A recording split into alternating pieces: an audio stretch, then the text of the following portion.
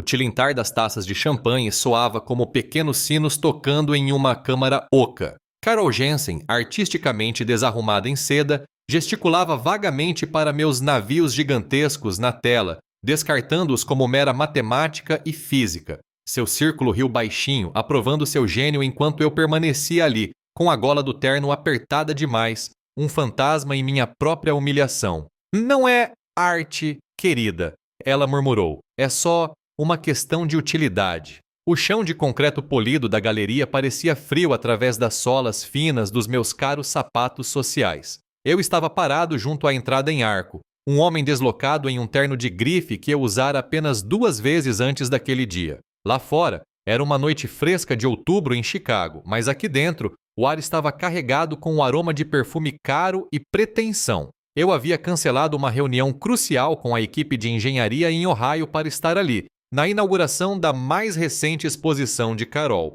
Carol Jensen, minha esposa há 20 anos, estava no centro de um círculo murmurante, sua voz ecoando pela sala silenciosa. Com um gesto gracioso da mão, ela apontou para um pedestal iluminado. Sobre ele, um único prego enferrujado, meticulosamente montado em uma almofada de veludo. É uma metáfora, explicou ela à sua plateia cativada, para a decadência silenciosa de uma indústria esquecida. A beleza em sua verdade bruta e sem polimento. Então, seu olhar se desviou para a tela digital atrás de mim, onde imagens projetadas de meus navios de exploração em águas profundas, meus navios gigantescos, giravam lentamente. Eram máquinas complexas, construídas especificamente para sondar as profundezas do oceano, instrumentos da ciência e da engenhosidade. Um leve sorriso surgiu nos lábios de Carol enquanto ela se virava para o seu grupo, sua voz suavizando-se com uma doçura condescendente. Ao contrário das aplicações bastante literais da matemática e da física feitas por Hank, disse ela, seus olhos encontrando os meus por um breve instante antes de desviarem o olhar. Alguns de seus colecionadores riram com cumplicidade, acenando com a cabeça em concordância, uma sutil afirmação das minhas limitações intelectuais, da minha aparente incapacidade de compreender a profunda arte de um pedaço de metal enferrujado. Uma mulher, dona de uma galeria de arte de Nova York, chegou a dar de ombros com pena na minha direção. O prego enferrujado de Carol, eu ouvira dizer antes, estava avaliado em $175 mil. Era mais do que a entrada da nossa primeira casa, mais do que um ano do meu salário, e um contraste gritante e brutal com o valor que ela claramente atribuía ao trabalho da minha vida. Uma corrente lenta e desconhecida começou a se agitar dentro de mim. Não era raiva, não exatamente. Era uma constatação fria e silenciosa, uma clareza que vinha se acumulando há anos, agora cristalizada pela visão daquele prego e pelo som da voz dela. Minha habitual aquiescência silenciosa, o papel de marido compreensivo, parecia frágil e tênue como papel velho. Dei um passo à frente, depois outro, o som dos meus sapatos surpreendentemente alto em meus próprios ouvidos. O murmúrio da conversa na sala começou a se dissipar, substituído por uma sutil mudança no ar, uma inspiração coletiva quando as pessoas perceberam um desvio do roteiro. Carol me viu me aproximar, seu sorriso ensaiado se transformando em algo nervoso e tenso. Hank, disse ela com a voz um pouco animada demais. Você conseguiu. Ela estendeu a mão, como se fosse pegar a minha, mas mantive as minhas ao lado do corpo. Acabou, eu disse, com a voz calma, as palavras soando puras e definitivas. Seus olhos se voltaram para os amigos, um olhar rápido e incerto. Ela soltou uma risada curta e nervosa, um som como folhas secas farfalhando no asfalto. O que acabou? Você está sendo dramático, Hank. Você sabe como essas noites ficam. Olhei para ela, para o artifício cuidadoso de sua compostura, para a ferrugem no prego atrás dela. Este casamento, esclareci. Nós, tudo. O riso ficou preso em sua garganta. Seu rosto, geralmente tão sereno, se contraiu levemente nos cantos da boca. Hank, do que você está falando? Depois de 20 anos? 20 anos te apoiando, eu disse, meu olhar percorrendo-a, admirando seu vestido de seda, os brincos caros, o próprio cômodo, ficando ao seu lado, ouvindo você menosprezar tudo o que eu faço. Isso, acenei com a cabeça em direção ao prego, depois de volta para ela. É isso que você realmente pensa de mim, não é? Uma técnica inculta que só faz matemática e física. Sua boca abriu e fechou. Nenhuma palavra saiu. Virei a cabeça lentamente, observando os rostos em seu círculo. O dono da galeria, os críticos, os colecionadores. Seus sorrisos haviam desaparecido, substituídos por um silêncio atônito. Aproveitem o prego enferrujado, pessoal, eu disse, minha voz se fazendo ouvir claramente em meio ao silêncio repentino. Aparentemente, vale mais do que 2 décadas de casamento. Então me virei e saí. O ar fresco da noite me atingiu assim que pisei na rua, limpo e revigorante. Uma leveza surpreendente se instalou no meu peito, uma sensação que eu não reconhecia há anos. Meu celular vibrou no bolso quase imediatamente. Carol. Silenciei, depois outra ligação e outra. Entrei no meu carro, um sedã discreto, e dirigi em direção à casa de tijolos aparentes em Lincoln Park, aquela moderna que Carol insistira em me mostrar, aquela que nunca tinha me parecido um lar de verdade. Mais tarde, no quarto de hóspedes, depois que o telefone parou de tocar,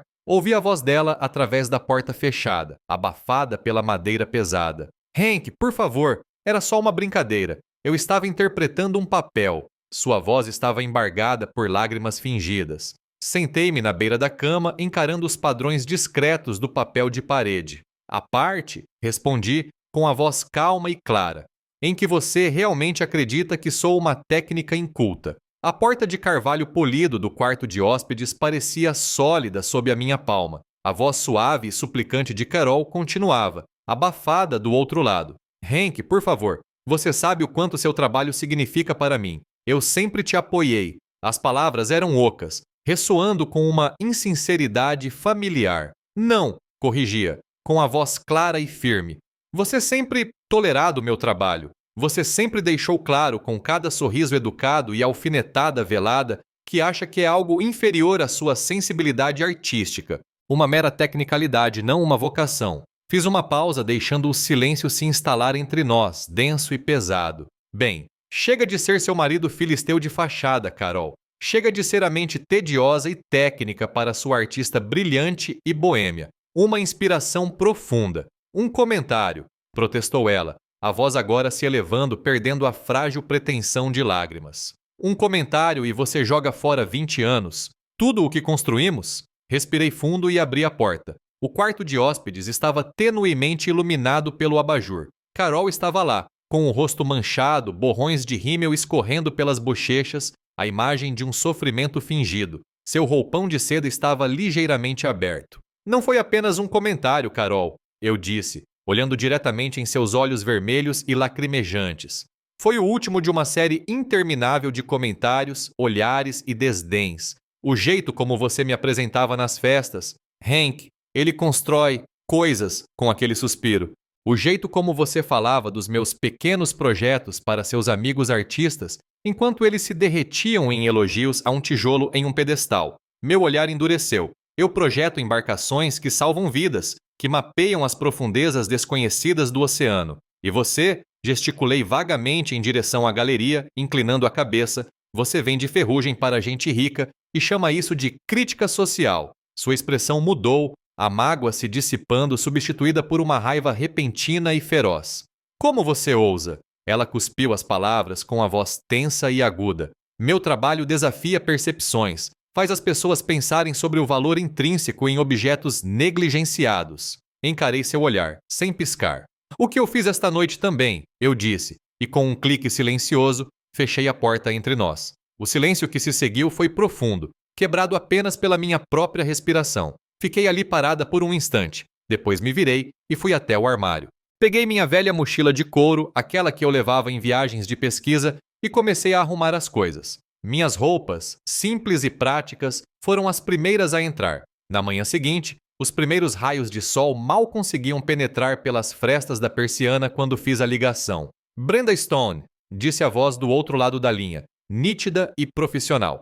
Sim, Brenda, é o Hank Miller. Preciso da sua ajuda. Gostaria de dar entrada no processo de divórcio. Quando Carol saiu do quarto principal, com os olhos ainda um pouco inchados e o cabelo propositalmente bagunçado, eu já estava quase terminando. Ela entrou na sala de estar, talvez esperando me encontrar no sofá, arrependido, pronto para me desculpar e consertar as coisas. Em vez disso, me encontrou fechando uma mala perto da porta da frente. Sua voz era baixa, hesitante. O que você está fazendo? Estou indo embora, declarei, sem levantar os olhos enquanto fechava o zíper.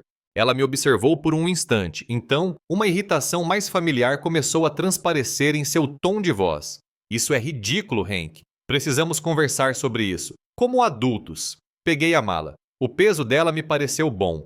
Já superamos isso, Carol. A voz dela se elevou bruscamente. Você ligou para o seu advogado antes de falar com a sua esposa? Antes mesmo de tentar resolver isso? A indignação era palpável, como se eu tivesse cometido uma imperdoável quebra de etiqueta. Coloquei a mala no chão e olhei para ela. Não tenho interesse em ser manipulado para voltar a um relacionamento onde sou sempre o alvo das piadas, Carol. Cansei de ser o engenheiro simplório para a sua artista complexa. Manipulada? Ela zombou, cruzando os braços sobre o peito.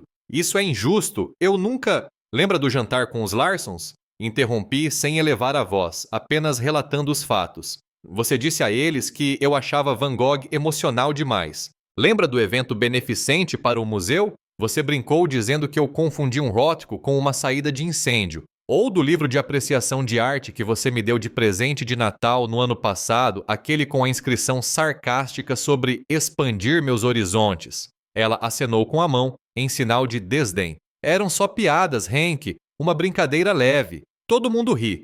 Não, respondi, com a voz firme. Não eram. Eram pequenos lembretes constantes de que você se considera intelectualmente superior. Eram cortes, minúsculos, mas que se acumulavam. E ontem à noite foi o último. Peguei minha mala novamente. Aproveite sua superioridade de agora em diante, Carol. Vou providenciar a mudança do resto das minhas coisas na semana que vem. Virei-me para a porta com a mão na maçaneta de latão fria. Aonde você vai? Ela gritou com a voz embargada. Uma estranha mistura de raiva e genuína confusão. Abri a porta e saí para o ar fresco da manhã. Um lugar onde eu não precise me desculpar pelo que faço ou por quem eu sou. A separação judicial ocorreu com uma brutalidade rápida e precisa, como um bisturi de cirurgião, deixando cicatrizes ainda doloridas. Carol, por meio de seu advogado, lutou com uma ferocidade que eu não esperava, não apenas pela casa, mas também pelas ações da minha empresa. A Miller Marine Engineering. Parecia menos uma dissolução de casamento e mais uma aquisição hostil por parte da empresa. Na verdade, estão argumentando, disse Brenda Stone durante uma de nossas ligações, com a voz tensa de desgosto profissional, que as contribuições culturais dela de alguma forma melhoraram a reputação profissional de vocês, que o fato dela ser uma artista reconhecida em Chicago de alguma forma tornou a Miller Marine uma empresa mais prestigiosa. Brenda, geralmente imperturbável, parecia genuinamente horrorizada. Ela fez uma pausa e acrescentou, com a voz carregada de sarcasmo. Eles estão argumentando que o fato dela ter exposto um mictório em um pedestal no ano passado, de alguma forma, aumentou o valor dos projetos de hidrofóios de vocês. Dei uma risadinha irônica. Aquela exposição se chamava Dinâmica dos Fluidos, ironicamente. A lembrança de Carol explicando a obra na inauguração para uma sala cheia de mecenas que assentiam com a cabeça me veio à mente. Naquela noite, ela usava um vestido da cor do expressionismo abstrato. Bem, disse Brenda com um tom firme na voz, ela está prestes a vivenciar suas próprias dificuldades financeiras. Documentamos 17 casos em que ela menosprezou publicamente seu trabalho, Sr. Miller. Não foi brincadeira, foi depreciação real e comprovável. Ela fez uma pausa e acrescentou. Lembra-se de Earl Peterson? Mensal Marítimo ele estava na inauguração da galeria.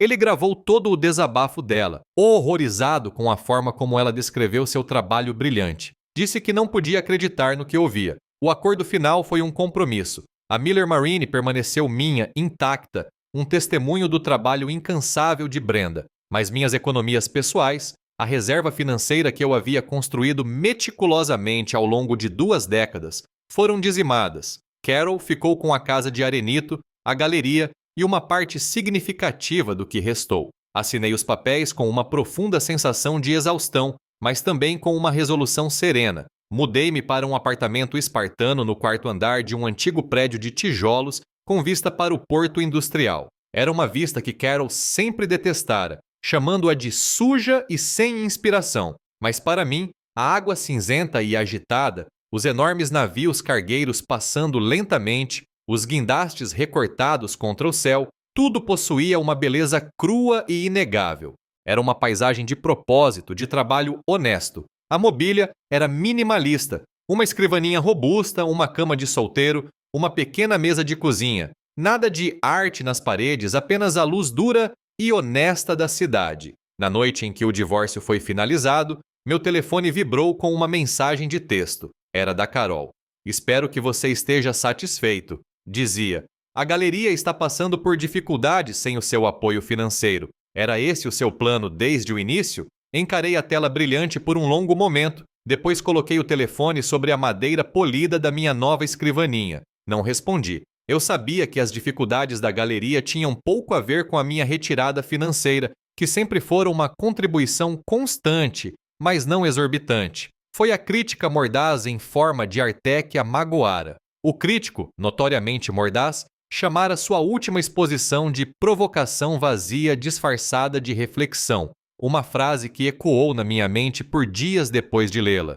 O artigo terminava com uma recomendação contundente para que os leitores guardassem seu dinheiro para algo genuinamente instigante, como observar tinta secar. Na manhã seguinte, o aroma de café fresco pairava na minha pequena cozinha. Minha nova recepcionista, uma jovem competente chamada Sarah, fez uma ligação. Henk, disse ela com voz clara, tem uma tal de Sarah Miller na linha. Ela representa um cliente em relação a uma possível comissão. Meu escritório acabara de perder 2 contratos importantes em decorrência do processo de divórcio com os clientes receosos do espetáculo público. Eu não tinha recebido nenhuma encomenda nova há meses. Uma parte de mim, a parte que ainda estava lambendo as feridas, queria fingir estar ocupada, parecer indiferente. Diga a ela que estou atarefada, quase disse. Mas antes que eu pudesse falar, a voz de Sarah Miller, fria e precisa, interrompeu. Senhor Miller, disse ela,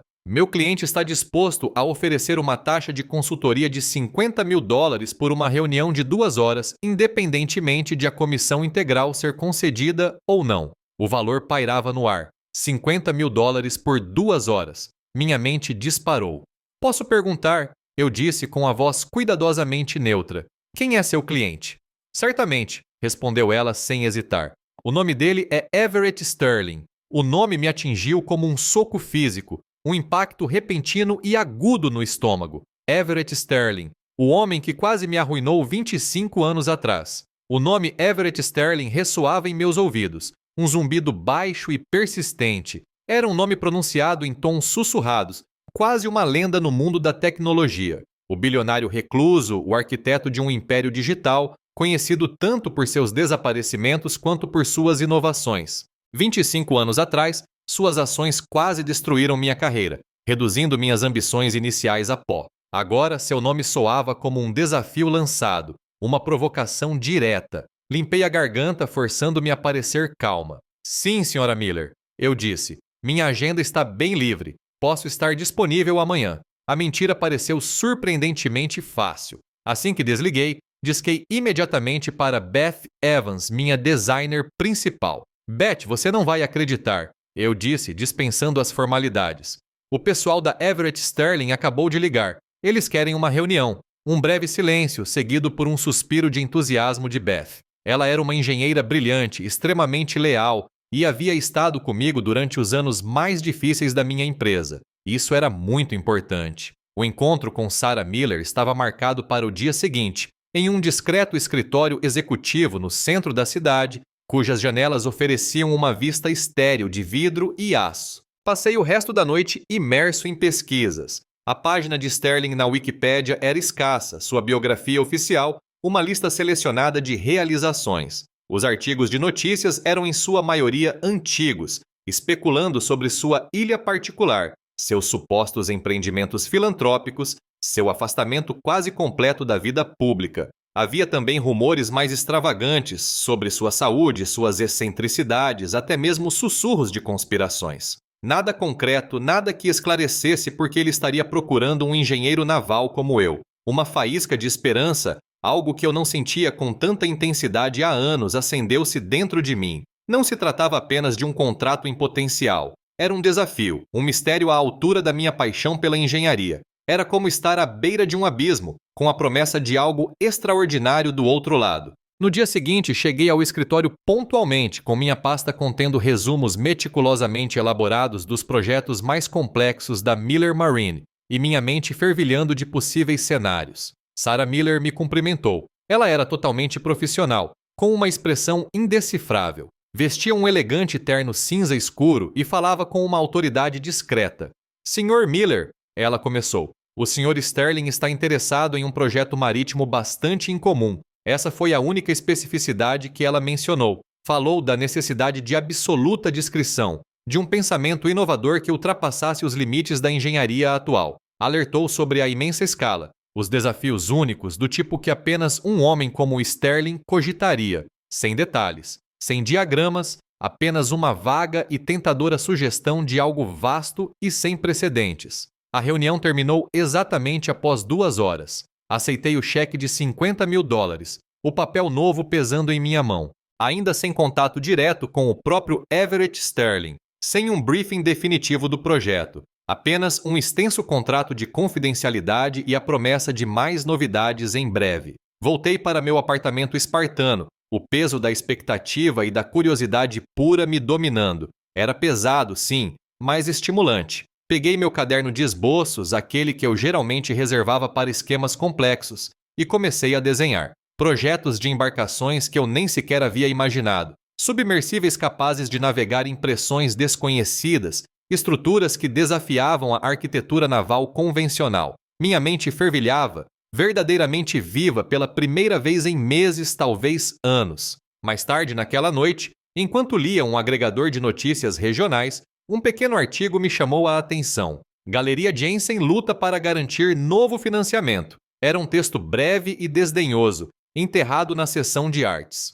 Mencionava que as exposições recentes de Carroll careciam de engajamento crítico e que vários investidores importantes haviam retirado seu apoio. Havia uma foto de Carroll, tirada em um evento recente, parecendo mais magra do que eu me lembrava, seu sorriso confiante de sempre substituído por uma expressão tensa, quase frágil. Uma pontada de algo me atravessou, não arrependimento, mas um eco vazio do passado, o reconhecimento de uma história compartilhada que agora estava completamente rompida. No entanto, essa sensação foi rapidamente ofuscada pelo futuro que Everett Sterling representava. Um futuro repleto do tipo de desafio intelectual que Carroll sempre desprezara. 2 dias depois, Sarah Miller ligou novamente. Sr. Miller, disse ela, com a voz sem qualquer inflexão. O Sr. Sterling gostaria de se encontrar pessoalmente com o senhor. Daqui a 2 semanas. O local será divulgado 48 horas antes da reunião. O mistério se aprofundou.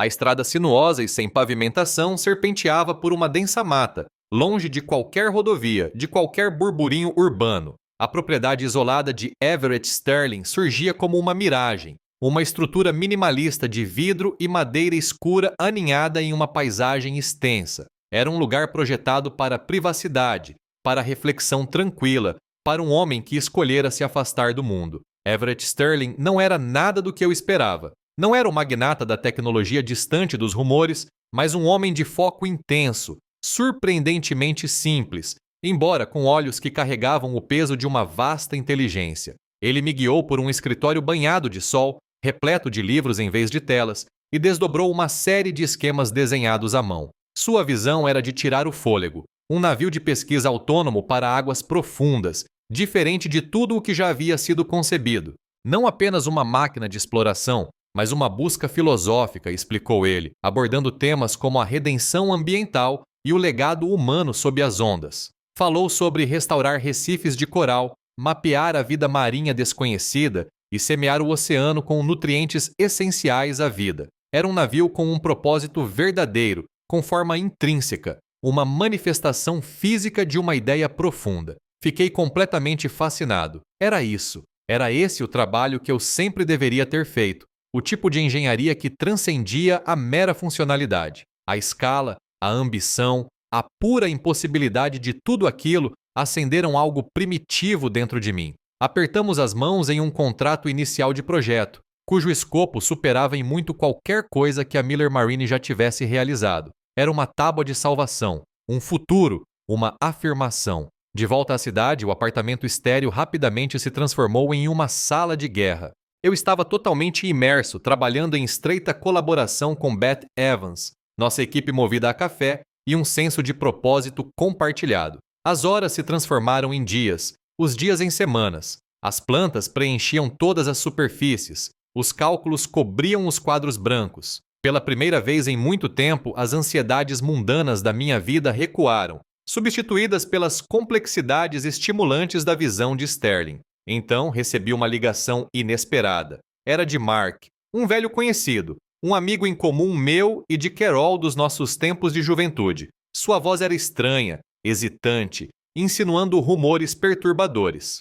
Hank, ele começou, ouvi falar do divórcio. Olha, não quero ser intrometido, mas... Bem, estão comentando, ele tossiu, sobre Carol e Richard Vance. Sabe, o dono da galeria? Dizem que eles eram bem próximos, mesmo quando vocês dois estavam juntos. A implicação pairava no ar, sugerindo algo mais do que uma simples colaboração profissional. Eu ignorei, quase por hábito. Mark, a vida da Carol agora é dela, não me interessa a fofoca. Desliguei, tentando me livrar daquela sensação incômoda. Richard Vance. Ele era mais velho, elegante, sempre impecavelmente vestido. Sempre fora presença constante nas inaugurações da galeria da Carol, com o braço frequentemente em volta do ombro dela, o riso um pouco íntimo demais. Mas eu sempre ignorava, dizendo a mim mesmo que era simplesmente o mundo da arte, um tipo diferente de camaradagem. A semente da dúvida, porém, havia sido plantada. Algumas semanas depois, Carol ligou.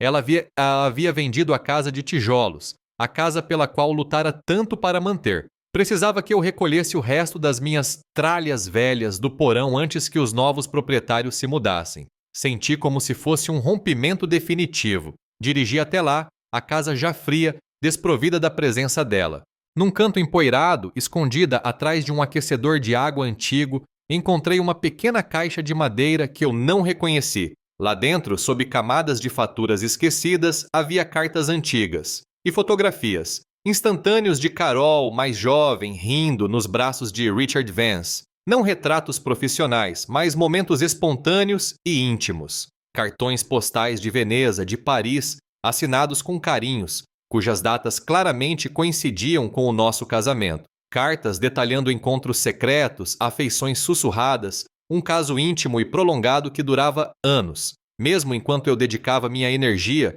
meus recursos financeiros, meu próprio ser, a apoiar sua carreira, a construir uma vida que supostamente compartilharíamos, ela estava em outro lugar, com outra pessoa. A traição me atingiu com mais força do que a humilhação pública na galeria, uma dor mais profunda e fria que remodelou minha compreensão de todo o nosso relacionamento. A condescendência, as rejeições, o constante menosprezo pelo meu trabalho, não se tratava apenas de arte, percebi. Era uma cortina de fumaça. Uma maneira de me diminuir, de criar distância, enquanto ela buscava validação e afeto, talvez até amor, em outro lugar. Era uma estratégia calculada, planejada para me fazer sentir insignificante o suficiente para ser ignorada. Essa nova realidade, crua e sem retoques, me deixou com uma determinação silenciosa. Algumas verdades chegam tarde, carregando um preço alto. Fique até o final para ver como as escolhas custosas da vida se desenrolam. As cartas e fotografias da caixa escondida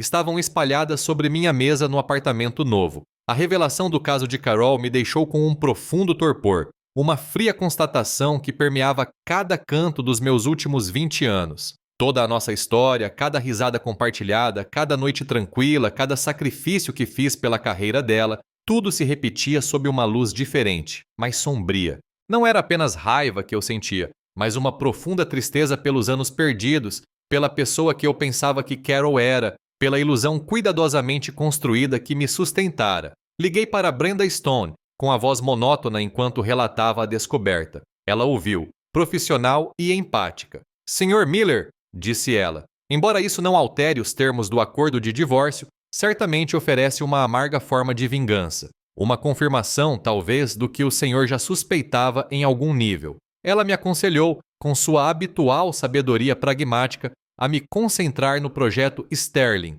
no meu futuro. Deixe o passado para trás, Hank. Já passou. Eu tentei. Compartimentalizei, empurrando a imagem de Carol e Richard Vance para os cantos mais remotos da minha mente. Mergulhei de cabeça no projeto Everett Sterling, encontrando consolo na lógica rigorosa da engenharia, as complexidades da pressão em águas profundas, as soluções elegantes para a navegação autônoma, os projetos intrincados para sistemas de amostragem ambiental. Tudo isso exigia minha atenção plena. O projeto da embarcação de Sterling começou a tomar forma, complexo e elegante, um testemunho do meu foco renovado, quase desesperado. Era uma máquina belíssima, um símbolo de propósito. Através da rede informal de velhos amigos e conhecidos em comum, chegaram até mim rumores sobre Carol. Sua situação financeira havia piorado consideravelmente. Ela vendera a casa de tijolos com um prejuízo significativo, já que o mercado havia esfriado nos meses seguintes ao nosso divórcio.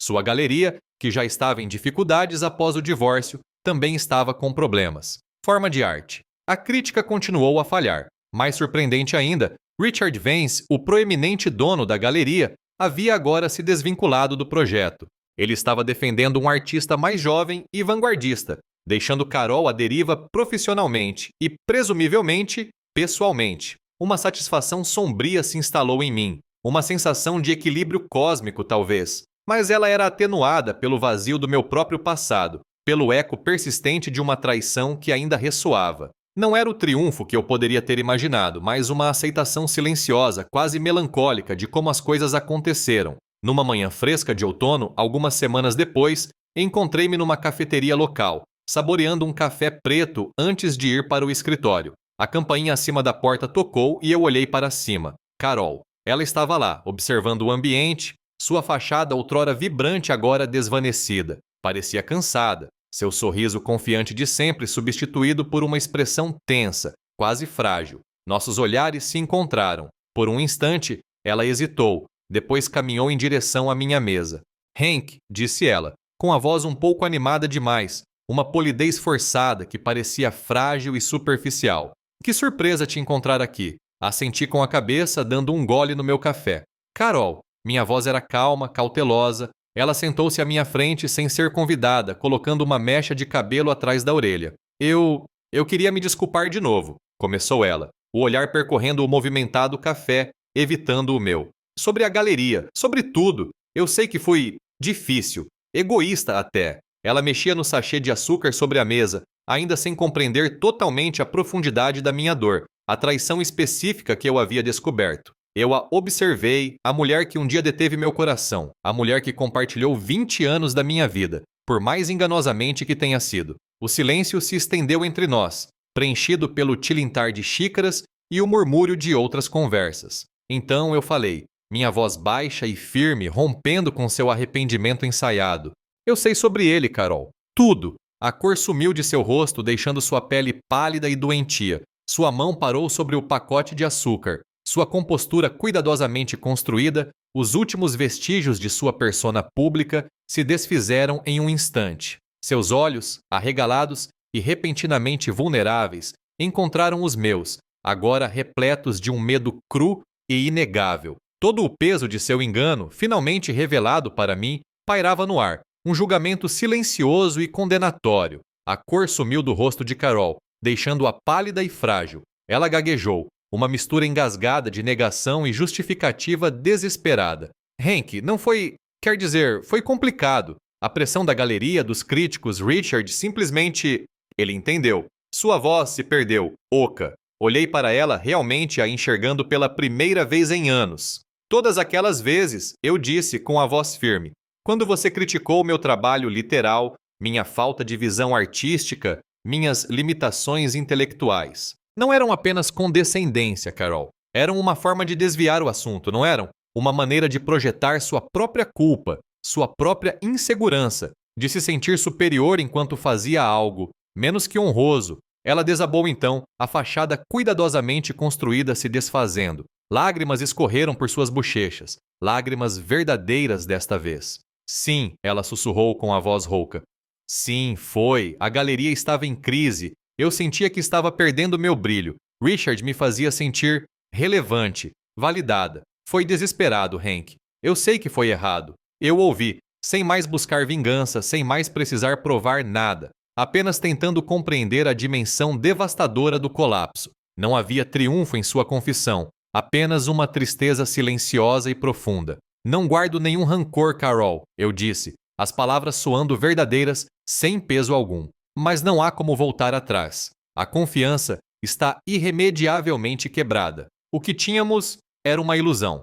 A conversa terminou num silêncio pesado, carregado de arrependimentos não ditos e verdades imutáveis. Carol ficou sozinha na cafeteria lotada, enfrentando as consequências de seus atos, com seu mundo completamente despido. Paguei meu café e saí para o ar fresco do outono, deixando-a entregue à sua realidade fragmentada. Nas semanas seguintes, circularam notícias no mundo da arte sobre as tentativas cada vez mais desesperadas de Carol para se manter relevante. Suas novas exposições foram mal recebidas, com os críticos as descartando como repetições de ideias antigas, desprovidas de paixão autêntica. Sua situação financeira continuou a piorar. O prédio foi vendido por menos do que ela esperava, e a galeria, sem os aportes constantes do meu capital e de sua antiga rede de contatos, estava à beira da falência. Entretanto, o projeto da Miller Marine com Everett Sterling ganhou um impulso incrível.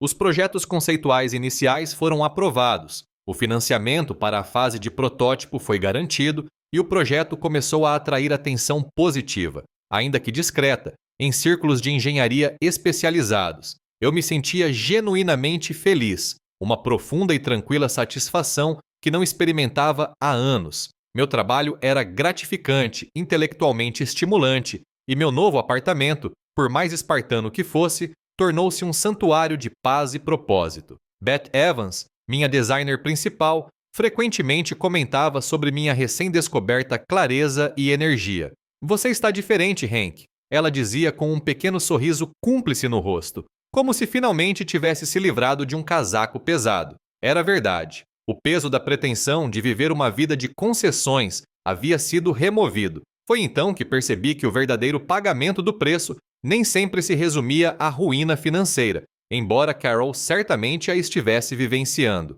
Tratava-se da perda de respeito, da erosão do amor e, em última instância, da destruição da própria autoestima. Refleti também sobre o meu próprio papel, minha tolerância silenciosa às farpas de Carol, minha evasão de confrontos. Meu silêncio permitiu que a situação se agravasse, criando terreno fértil para a decepção. Eu não havia sido uma vítima totalmente inocente. Eu havia sido cúmplice na lenta erosão da minha própria autoestima. O projeto da embarcação para águas profundas foi finalizado, uma maravilha da engenharia que incorporava tanto funcionalidade quanto uma beleza profunda e serena. Suas linhas elegantes, sua estrutura robusta, seu sistema de propulsão inovador era tudo o que eu sempre quis construir. Everett Sterling, um homem de poucas palavras, mas de grande perspicácia, elogiou minha integridade e visão, forjando um laço de respeito mútuo que parecia genuíno e sólido. Compreendi então que este projeto não se tratava apenas de construir um navio.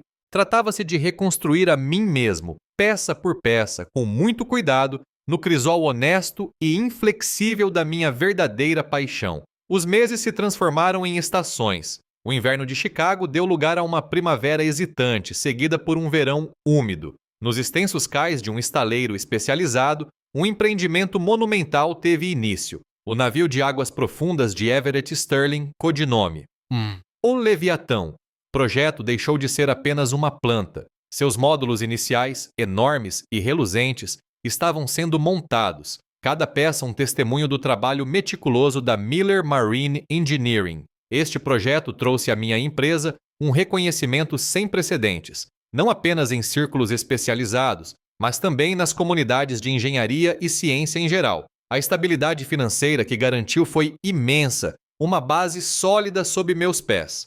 Numa tarde escaldante de julho, em meio a uma pilha de correspondências profissionais, encontrei um envelope endereçado com uma caligrafia desconhecida. Era de Carol. Abri-o lentamente. A carta era longa, escrita à mão, a tinta ocasionalmente borrada como se por lágrimas. Era um pedido de desculpas sincero e genuinamente arrependido. Ela confessava seus casos extraconjugais, os anos em que me prejudicou, as críticas implacáveis que mascaravam suas próprias inseguranças profundas. Ela escreveu sobre ter chegado ao fundo do poço. Perder a galeria foi o primeiro golpe, depois sua reputação na cena artística de Chicago. Os amigos artísticos que antes a rodeavam a abandonaram rapidamente, atraídos por novas estrelas mais abastadas. Ela admitiu que sua condescendência em relação ao meu trabalho não tinha nada a ver comigo, mas era um mecanismo de defesa desesperado, uma forma de se sentir superior quando secretamente lutava com seu próprio valor,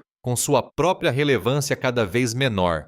Eu estava tão perdida, Hank, escreveu ela, e descontei tudo em você, a única pessoa que sempre acreditou em mim. Li a carta com uma empatia distante. Não havia nenhum ímpeto de raiva, nenhum desejo de vingança, apenas uma compreensão silenciosa de sua confissão. Sua dor era palpável na página, mas o abismo entre nós era grande demais, profundo demais para ser transposto. Não senti nenhum desejo de reacender qualquer conexão, nem mesmo uma amizade casual. O passado estava irremediavelmente destruído. Redigi uma resposta breve e educada, digitando-a no meu antigo computador de mesa.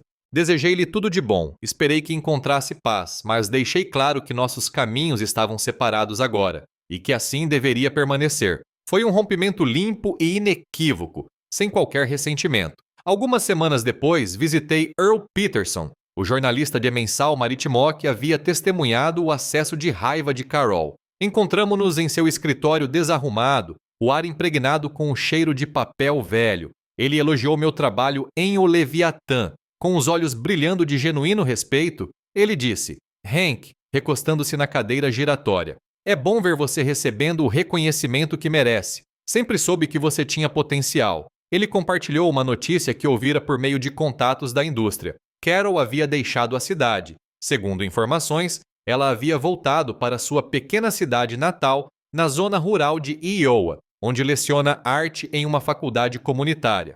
Imaginei-a ali, numa sala de aula silenciosa, talvez ensinando aquarela ou cerâmica básica para alunos da região. Havia uma dignidade serena em sua escolha, um retorno à autenticidade, um despojamento da pretensão que ela havia construído ao seu redor. Talvez, pensei, fosse um sinal de verdadeiro crescimento, uma oportunidade para ela encontrar seu próprio valor genuíno, longe do mundo exigente e muitas vezes superficial da alta arte. Numa manhã fresca de outono, 1 ano e meio depois daquela fatídica inauguração da galeria, eu estava no cais. As enormes seções modulares da embarcação de Everett Sterling erguiam-se sobre mim, um intrincado quebra-cabeça que lentamente se montava. O ar vibrava com o som de guindastes, maçaricos de solda e o distante clangor de metal contra metal. Era um testemunho não apenas da proeza da engenharia, mas também da resiliência, da silenciosa persistência de um propósito.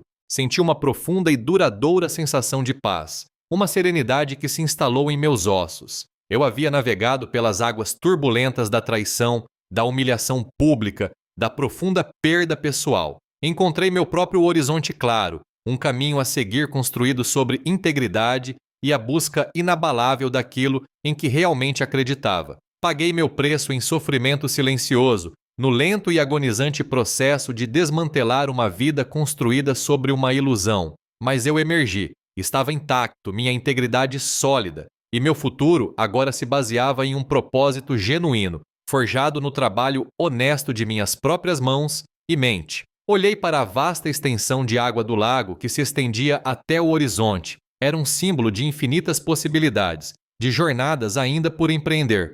Eu não era mais definido pela ferrugem do passado, pelos pequenos ressentimentos corroídos, mas pelas linhas fortes e limpas que eu mesmo havia criado, pronto para o que quer que o futuro me reservasse. A história de Hank Miller, o tranquilo engenheiro do meio-oeste americano, e Carol Jansen, a esposa artista, terminou não com um estrondo, mas com um clique silencioso e decisivo. As peças finais de O Leviatã estavam sendo construídos, um testemunho de resiliência e propósito, um futuro assentado em bases sólidas. Carol, longe dali, na zona rural de Iowa, encontrou um tipo diferente de verdade em suas aulas de arte na pequena cidade, desfazendo-se da pretensão que antes a definia. Não houve grande vingança, nenhum confronto dramático além da cafeteria, apenas o zumbido lento e constante das consequências se desenrolando. Ambas pagaram seus preços, uma com a diminuição pública e a perda da ambição, a outra com o sofrimento silencioso da traição